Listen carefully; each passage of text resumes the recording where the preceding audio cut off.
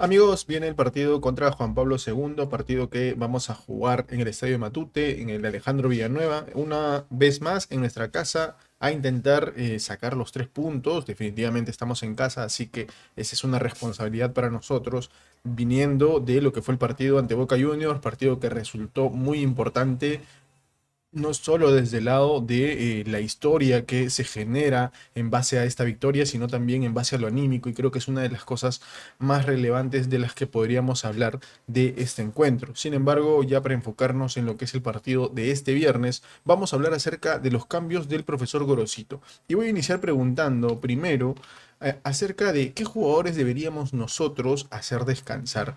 Y es que de primeras se me viene a la mente la presencia de Hernán Barcos, porque una de las cosas que ustedes seguramente también pudieron notar es que el desgaste de Hernán Barcos fue bastante, pero bastante grande. Ahora, vamos a hablar seguramente ya más adelante de qué posibilidades hay de que otros jugadores puedan ocupar la posición de Hernán Barcos, pero vamos a seguir con qué otros jugadores pensaríamos que pueden tener un descanso para este partido contra Juan Pablo II, que no es por menospreciar a Juan Pablo II, pero hay una necesidad imperante de poder guardar algunos jugadores. Entonces, creería yo que tal vez otro que se les va a venir a la mente es el de Pablo Cepelini, pero habría que decir que en el caso de Pablo Cepelini las opciones se reducen bastante porque no es como que tengamos otro jugador similar a él. Por ahí podría mencionar un juvenil como Piero Cari, que actualmente ya forma parte del plantel de Alianza Lima, digamos como tal, está en los entrenamientos, el profesor Gorosito lo ve, incluso ha sido inscrito en Copa Libertadores, así que es un jugador que puede tener una opción para estar en el 11 de este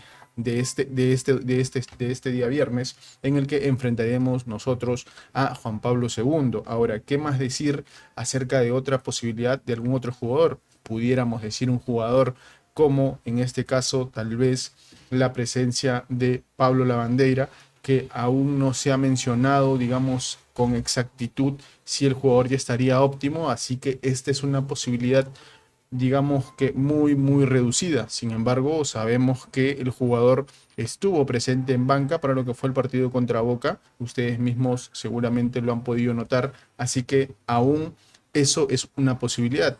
Ahora, otro jugador que ocupó esa posición en algún momento, diría yo que fue Fernando Gaibor, o el otro fue Cantero. Sin embargo, estos dos muy difícilmente van a ocupar la posición, diría yo, más que Fernando Gaibor. Así que dudo un poco que en este caso Pablo Cepelini vaya a tener descanso. Y hablando de Pablo Cepelini, porque tiene mucho recorrido, el jugador creo que tuvo un gran desgaste y sin embargo resistió los 90 minutos, lo cual fue bastante bueno en el caso de Pablo Cepelini.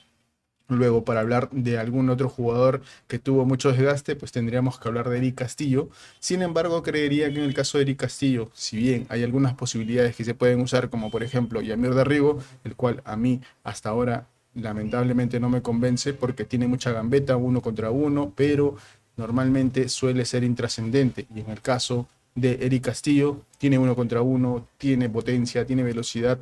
Ahí digamos que es donde nos detenemos porque ya en la definición le cuesta y le cuesta bastante, ¿no? Y creo que en ese sentido Alianza Lima tiene en él un jugador muy relevante, pero también un jugador que debe ser llevado de la mejor manera para que pueda ser de contribución al equipo, porque desde lo individual en definición muy difícilmente. Sin embargo, no vamos a negar que el jugador tiene mucho recorrido e incluso en lo táctico te ayuda para el retroceso, algo que definitivamente fue muy vital en el partido ante Boca Juniors, en el que él era el jugador más desequilibrante, pero también tenía un poco de vocación ofensiva, que seguramente fueron las cosas que se trataron con el Pipo Gorosito para el partido ante Boca Juniors. Así que creería yo que una de las cosas que va a suceder es que para los jugadores que jueguen ante Boca, seguramente el profesor Gorosito va a querer asegurar primero el encuentro. Esperemos que sea una cantidad considerable de goles para que de esta manera, ahí sí, en el supuesto, ahí sí se pueda pensar en hacer descansar después de los 60 minutos probablemente de partido a un Eric Castillo o a los otros jugadores. Ahora, otro que se nos viene a la mente y es que En este caso, nuestros extremos han sido bastante vitales en lo que ha sido la participación del 11 del profesor Gorosito. Hablar de Kevin Quevedo, que terminó saliendo con una molestia en la cadera. Sin embargo, parecería que esto fue más un tema de precaución, no solo desde el área técnica de nuestro equipo, sino también de parte del área, de parte de la consideración del mismo jugador. Es por esto que termina saliendo. Sin embargo, aún no se ha comentado nada acerca de una posible lesión o algo similar, así que creeríamos que va a estar disponible para lo que será el partido ante Boca Juniors. Ahora la pregunta es, ¿estará disponible para el partido ante Juan Pablo II? Es ahí donde vienen las mayores dudas, y es por eso que seguramente a quien tendremos por esa zona terminará siendo, en este caso, Alan Cantero, pero veremos qué es lo que finalmente llega a pasar. Otro que se nos viene a la mente seguramente es el nombre de Eric Noriega.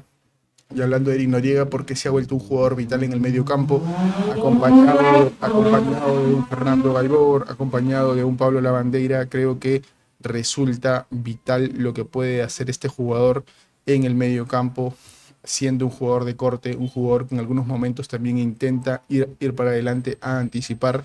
Y incluso si vemos el mapa de calor que tiene, es decir, esta zona por donde más se mueve el jugador en el mapa del calor de Eric Noriega, vemos a un jugador que se adelanta mucho más de lo que hace Fernando Gaibor. Y esto definitivamente se entiende desde el lado de que Eric Noriega suele ir hacia adelante a intentar cortar jugadas del equipo rival, y esta es una de las razones por las cuales se hace mucho más vital su presencia. Ahora, ante Juan Pablo II, este jugador va a estar, creería yo que conociendo al Pipo de Gorosito, el 11 básicamente va a repetir los mismos actores, a menos que haya jugadores donde realmente sea vital cambiar. Y es así que yo creería que en el caso de Eric Noriega, probablemente si termina saliendo, va a ser cuando se tenga el partido asegurado, 60 minutos del segundo tiempo, para que entre muy probablemente Jesús Castillo.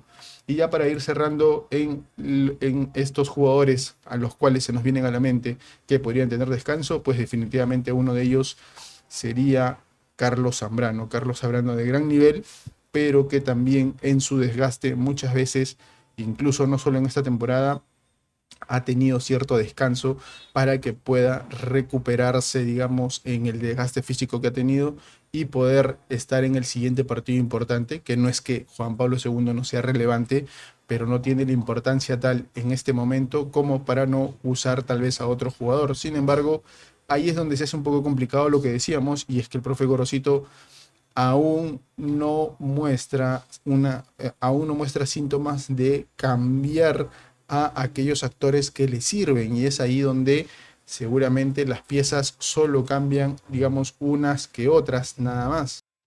Y entonces, hablando ya de cómo quedaría el 11, sabríamos que va a quedar de la siguiente manera, donde vamos a ver que hay un cambio que va a ser enteramente relevante para lo que ha sido el partido que tuvimos contra Boca Juniors. En el arco, Vizcarra, Garcés y Zambrano como los defensas centrales, por izquierda Trauco, por derecha Enrique, en el que esperemos sean, con este equipo de Juan Pablo II, jugadores que tengan un poco más de licencia para ir hacia adelante y poder generar mucho más daño a el equipo rival. Noriega en el medio, Gaibor acompañando, en el que en una posición en la que muy normalmente se genera de esta manera, en el que Cepelini va por derecha, Gaibor por izquierda, y se empiezan a formar las asociaciones entre los volantes interiores y los extremos. Ahora, con el hecho de que ya sabemos que muy probablemente Kevin Quevedo todavía se ha cuidado para lo que será el partido ante Boca Juniors, muy probablemente veremos a un Alan Cantero que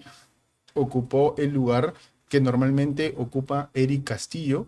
Eric Castillo y Alan Cantero, que normalmente juegan a pie cambiado, pero en este caso Alan Cantero iría por izquierda, Castillo iría por derecha, y adelante la novedad es la presencia de Paolo Guerrero, que entenderíamos que ya está recuperado.